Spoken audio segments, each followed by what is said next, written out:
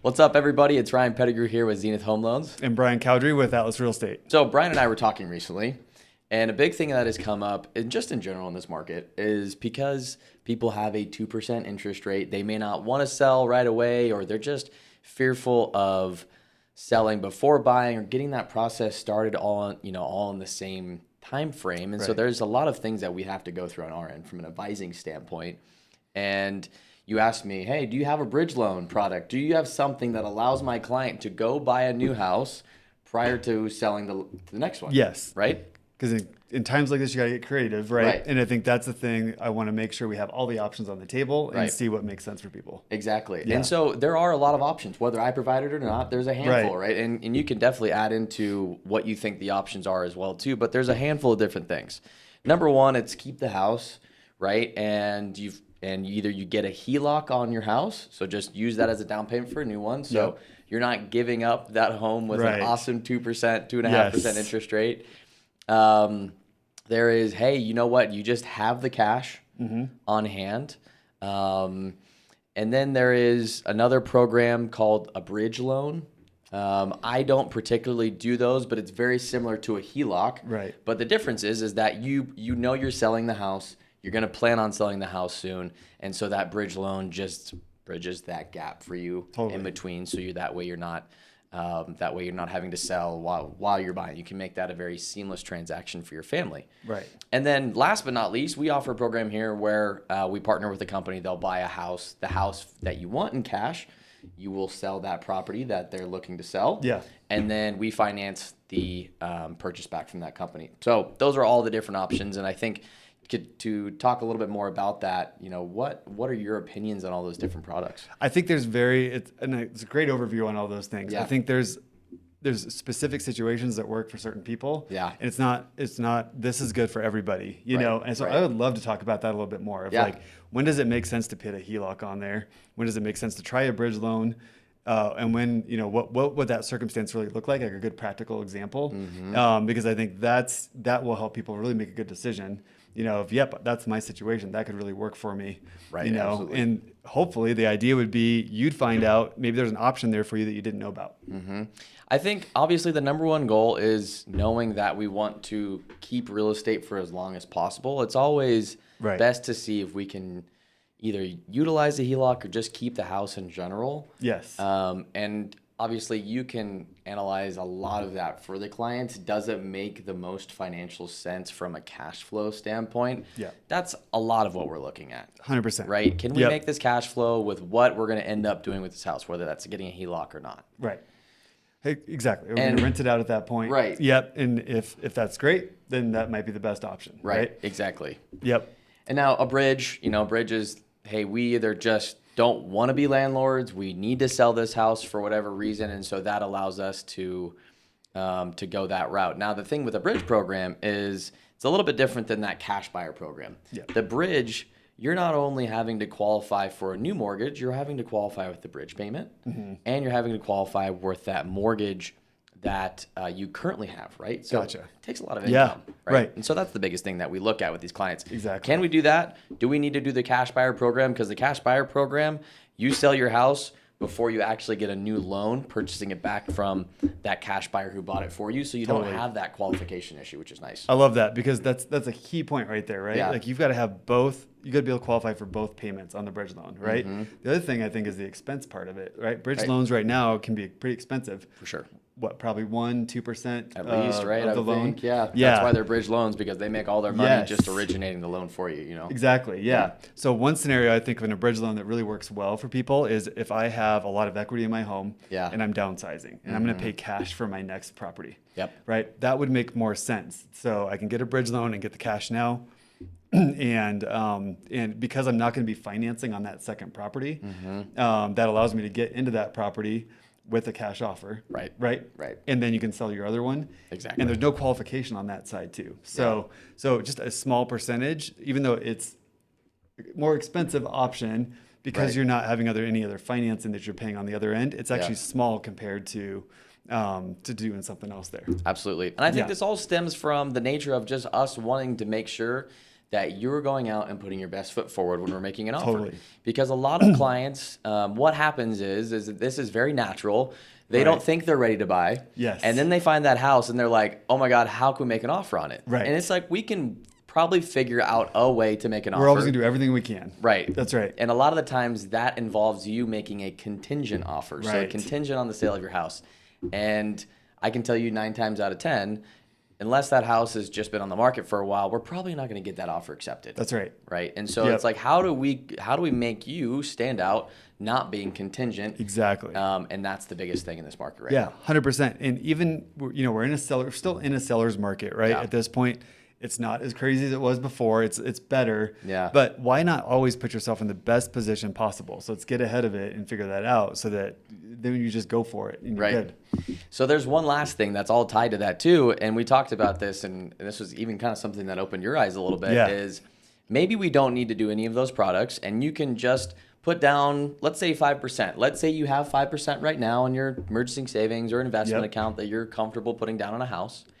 And that's not inevitably what you want your payment to be long term, but that allows you to be non-contingent right now. Yes. Right? And so you're still being able to buy before you sell. Yep. You still want to put that equity into the loan, just not right away. And so there's a really cool thing that we can do on the loan end. It's called recasting. And now that doesn't necessarily happen through me, because what happens is we end up selling your loan. But whatever investor that we choose, they all have their own recasting programs, essentially. It's usually really easy.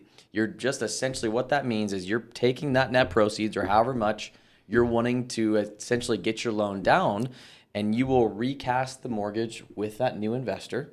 And then they will re-amortize that payment like it was the same amount that we originated the loan for. So you've done the best of both worlds. You've gotten yourself a non-contingent offer into a house, a lot more competitive. Then you take that money, still put it into the loan, and your payment reflects it. It's great. It's awesome. Yeah. Yeah. And what's the fee on that?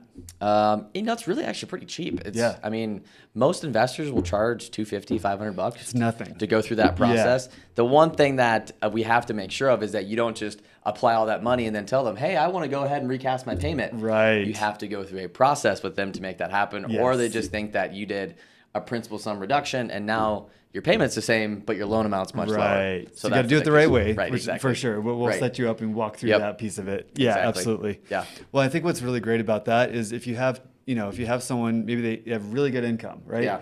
And they have a little bit saved up, but they're trying to upgrade into a new house, you know what I mean? Or something else. And they just don't have that full, down payment of putting everything from the previous house into the next one. It's a great option, you know? And I think a lot of people aren't familiar with that option. For sure. I don't think anybody is really at the end of the day. So I think, it's an option that obviously we'll explore after looking at the full picture of like, hey, this is something it looks like you can do. Are you comfortable with it? Yeah. A lot of times people are like, yeah, that's fine. We'll have a higher payment for a couple months. And you have to qualify for both payments on that one too? You do. Okay. So it takes some income on it to be able to qualify for both payments. Luckily, that mortgage they currently have probably has a 2 or a 3 on the interest rate. Yes, so exactly. the payment it makes usually it easier. isn't as bad, but obviously now we're qualifying for something that has a 6 or 7 on the interest rate. So that's great. It's it's counterbalanced there. Is there a time limit on that too, of when you have to sell and you have to recast by a certain It's different. number of days? It's different between every investor, but usually 120, 180 days, something like that. Gotcha. And so you've got a lot of time. You should be able to sell your house by that point. Yeah, as long if as not, you're get a new working with agent. them, you should be good. Yeah, exactly. Right. Yeah. I love it, man. I think it's great options. Yep. And especially right now when rates are higher, and HELOCs are not always the best option right now because they're just their rates are super high as well. They are. They're tied to the Fed funds rate, right? So every HELOC probably is 10% or higher, right? Exactly. So normally, if rates were a lot lower, HELOC might be a better option at that point, right? But right now, it just doesn't make maybe this recasting makes a lot more sense. Yep, absolutely. So I love it. That's good. All right, Ryan. I don't know about you. I am constantly getting people asking, okay, when do you think I should make a move in real estate? Whether it's buying something, selling something. Everybody's always asking me, where do you think, what's going to happen, 2 months, 6 months, wherever, next year? It's constantly a conversation piece, right? Yep. And the media tells you one thing or something else. It's really hard to know where things are going. And you and I, we nerd out on this stuff. We think about it all day long. We read about it all day long. So I think it's really good. I would love to get your opinion on where you think things are today. impacts, on timing. Should you do something now? Should you do something later? Especially from the mortgage side of things. You are way more in the markets than I ever am as far as tracking what the Fed's doing and the different CPI and all this stuff, right? Yeah. And let's just do a little bit of opinion piece here. Okay, I'm gonna try and keep this as like kindergarten as I can because I love nerding out on this. But I think this is always whenever somebody asks me about the marketplace and any good investment, if we just go to investments in general, I like that Warren Buffett quote. It says something to the tone of like, when everybody's fearful, go get that opportunity or be greedy. When everybody's greedy, be fearful, right? Yeah. And a lot of people are fearful right now. That's and good so advice. I think most people aren't seeing the opportunity in the higher cost. Yes. Right? There is a lot of people, because of affordability, are on the sidelines. It's not that people don't want to buy a house, it's that they're waiting for rates to come down. Right. And so when we look at it from a supply and demand standpoint, right now, supply is really low, but luckily demand's a lot lower because affordability is not there. Right. What do we think is going to happen to competition when affordability comes back? Yes. Everybody's going to say, I want to get back in the market. That's right. And we're having, still record low supplies. And so right now, even though it is competitive, it's a great opportunistic time to get in before competition comes back in the market, because competition only is going to drive up the prices. And that's going to inevitably mean great equity for you down the road. So, I see it all the time. There are a lot of people that just signed another lease, right? Or whatever it is. They're not out of the market. They're just out for now. Yes. And then once rates come back and we start to see some good headlines, tied to mortgage rates, we saw that. Yeah. We saw that in the spring of last year, basically. That's exactly what happened. So yeah. I think it's an amazing time to jump into something as long as you can swallow the payment. I don't want to go get you into something you're not comfortable with, but knowing rates are coming down for sure, because rates are tied to inflation. When inflation comes down, so will mortgage rates. Yep. And at the end of the day, that will be able to lend yourself to a lower payment via refinance. You'll get the best of both worlds. Lower payment, much more equity. And you're looking at that from historical, right? Like you're looking at like every time inflation goes up, rates go up because they need to, right? To keep inflation back down. It's almost like that's what self-corrects itself. Right. It's this cycle that we put into, right? Yep. So it's not something we're just thinking is going to happen. Like if you could look back how many years, you go for all of time that we've been tracking these things. Yeah. That's exactly what happens, right? Yep. And that's the thing. So my opinion is very similar. I agree with everything you just said. If you look, you got to look at the fundamentals of real estate. What from a big picture. Anytime you look at real estate from a short term, 1 to 2 years, or right now situation, it's just gonna be very different than if you look at the long term historical facts of what's happened with real estate. And so I always like to start that when I have that conversation. Somebody asks me that question, I go, let's just look at over the last, just call it 20 years, right? Yep. Look at the last 20 years. What has happened? We, let's say starting in the year 2000, okay? So we went up, 2008 came, there was very specific reasons and market conditions that came around that, right? Right. So we had the blip, but then did it stay down? No, it didn't. Prices came back up, right? It rose for like 140 months consecutively. That's right. Like that. Yeah. It rose for 40 months. That's a great stat. I love that. And it's risen ever since, right? Yep. So if in 2008, that was not fun for a lot of people, right? A lot of things happened, but if you could have held out, right, and you continued to keep your real estate, it recovered at one point, right? And American homeowners have the most equity they've ever had. That's right. Exactly, 100%. So then what happened, right? So over the last couple of years, we had crazy appreciation in 20%. But what even happened in that year where it went up really high and then came back down? Still briefly, right? Briefly, couple percent, 2-3%. Yeah, and people saw 40% in a couple years. So that's right. Comparatively speaking, that wasn't exactly, a lot. Exactly. So what happened when prices came back down, right, and the market cooled off, is we just went back down to like 1 to 2% appreciation that year. Right. So yes, it went way up at the beginning of the year, and then it came back down. But overall, from the big picture perspective, we still had appreciation. Yep. Now look what's happening this year. And Denver market right now, I saw last month was 1.8% month over month. That is, I mean, if you annualize that, you're over 10%. I don't think we're going to see that necessarily, but I mean, that just tells you how resilient the market is right now. Exactly. With high rates, right? With high rates. With demand going down a little bit. Yep. I just looked at this too. We have 1.1 months of inventory that's right now. And, a balanced market, you're looking at least 6 to 7 months of inventory, right? Yep. So we're still, even in December, when rates got really high, started really going up fast, it went up to 1.8 months of inventory. Back in January, it went back down to like 1.2. So we're seeing that real estate in general it continues to appreciate from the big picture, right? Exactly. That's the most important thing to remember. Yep. So when you look at, I have a lot of buyers saying, should I buy right now? Should I wait for rates to come back down?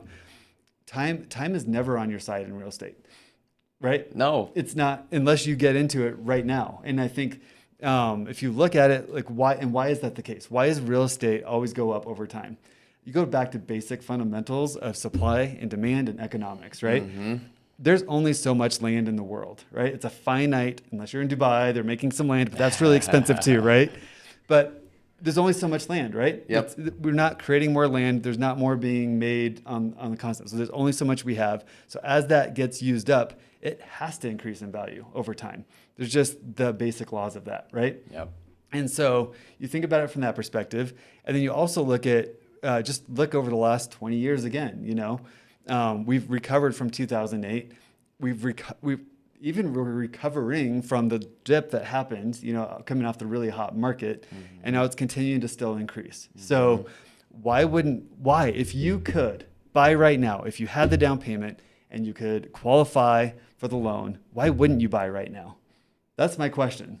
Because if you can do it now, what's going to happen? Exactly what you just said. As rates come down, prices will start to increase. Yep. And your affordability, you might be able to afford a little bit more, but now you're also paying more. What happened when we had the really hot market is rates were great. That was the most amazing time for rates ever. They were going down while house prices were going up. And prices went way up. Yep. Yeah, exactly. And so right now, while there's not as much demand, there's still a lot of pent up demand, for right? Sure. There's a lot of We're waiting, and some people just can't buy right now. And that's totally understandable. If you can't do it, don't do it. We're not getting anybody to get in a bad situation. Yeah.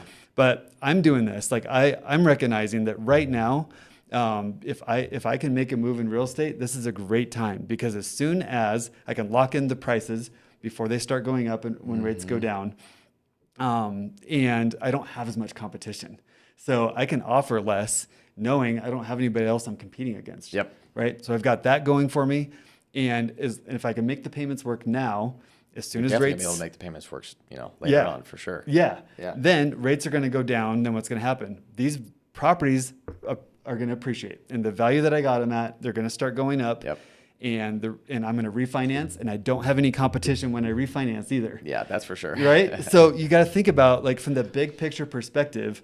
There's no reason to wait anytime, and this is just good life advice. I feel like I have never found a time when I've waited to do something later and it's been easier. Yeah, no one's ever told me, like, man, I'm really glad I waited a year to buy that house. Right. Never. Yeah. Let me give you another example. I got my master's in systems engineering, if you can believe it or not. Right. But when did I do it? When we had twins who were babies, they were really young, and that was really hard. And before, I thought, oh, well, I just got out of college. I don't want to do my master's. I'll wait till later on in life. Yeah. Never does it get easier to do something later when you can do it right now. So putting it off, waiting for that someday, or that one day I'll do this, or once this is over, or I don't have to this thing anymore. If you have the ability now, it just makes sense. 100%. Yeah. It's game over. Exactly. So I just encourage anyone, if you're thinking about it, if you have that ability, keep that bigger perspective, right? Yep. Because you're going to just love yourself later, and you're going to be so glad you just went ahead. And yes, it's work, right? It's a pain to provide documents for mortgages. It's a pain to go search for homes. It's a pain to put in offers. It's all that, you know what I mean? Like, it's work for sure. But it's also it's going to be harder later. It's going to be hard later.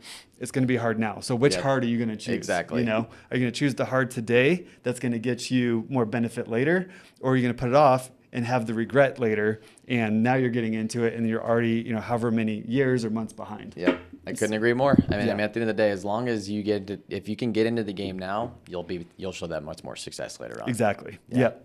So I love it. I think it's great. All right. Well, guys, thanks for tuning in. Always click the little subscribe button here. And if you have any questions for us, definitely don't hesitate to reach out. But we hope you have an awesome day. Yep. We'll see you next time. Cheers.